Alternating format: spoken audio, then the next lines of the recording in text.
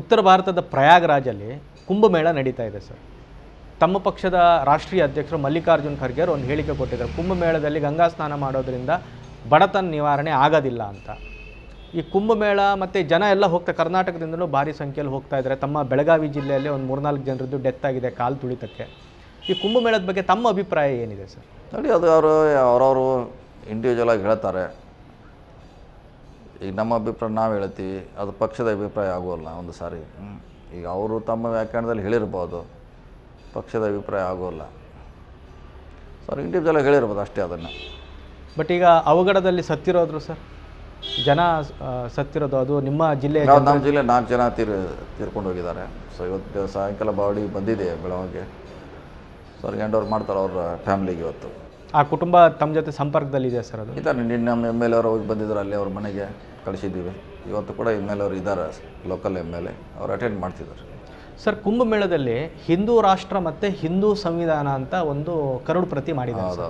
ಇದ್ರ ಬಗ್ಗೆ ತಮ್ಮ ಅಭಿಪ್ರಾಯ ಏನಿದೆ ಸರ್? ನೋಡಿ, ಅಂತ ಸಾಕಷ್ಟು ಇಂಥದ್ದು ಇದೇನು ಹೊಸದಲ್ಲ.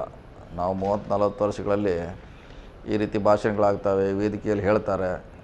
ಅದೇನು ಪಾರ್ಲಿಮೆಂಟ್ ಅಲ್ಲ ಅದು. ಈಗ ಯಾವುದೋ ಒಂದು ಸಭೆ ಪಾರ್ಲಿಮೆಂಟ್ ಅಲ್ಲ. ಶಕ್ತಿ ಇರೋದು ಪಾರ್ಲಿಮೆಂಟ್ಗೆ. ಬದಲಾವಣೆ, ಹೊಸ ಕಾನೂನು ಕಾಯ್ದೆ ಮಾಡಲಿಕ್ಕೆ ಪಾರ್ಲಿಮೆಂಟ್ ಇದೆ. ಅದು ಪಾರ್ಲಿಮೆಂಟ್ ಆಗಬೇಕು ಹೊರತು ಯಾವುದೇ ಒಂದು ರಾಜ್ಯದಲ್ಲಿ ಒಂದು ವೇದಿಕೆಯಲ್ಲಿ ಆದರೆ ಅದಕ್ಕೆ ಯಾವುದೇ ಮಹತ್ವ ಇಲ್ಲ. ಸರ್, ಈಗ ಕುಂಭಮೇಳಕ್ಕೆ ಹೋಗೋದು, ಪಾರ್ಟಿಸಿಪೇಟ್ ಮಾಡೋದು ಅದು ಅವರವ್ರ ವೈಯಕ್ತಿಕ. ಅಂದರೆ ಯಾಕಂದರೆ ನಿಮ್ಮ ಪಕ್ಷದ ರಾಜ್ಯದ ಅಧ್ಯಕ್ಷರು ಸಹ ಹೋಗ್ತಾ ಇದ್ದಾರೆ ಅಂತ ಕೇಳ್ಪಟ್ಟೆ. ಹೌದೌದು, ಅದು ವೈಯಕ್ತಿಕ. ಅದನ್ನೇನು ತಡೆಯಲಿಕ್ಕಾಗೋಲ್ಲ. ನಮ್ಮ ಪಕ್ಷದವರು ಭಾಳ ಚೆನ್ನಾಗಿ ಹೋಗ್ತಾರೆ, ಬರ್ತಾರೆ.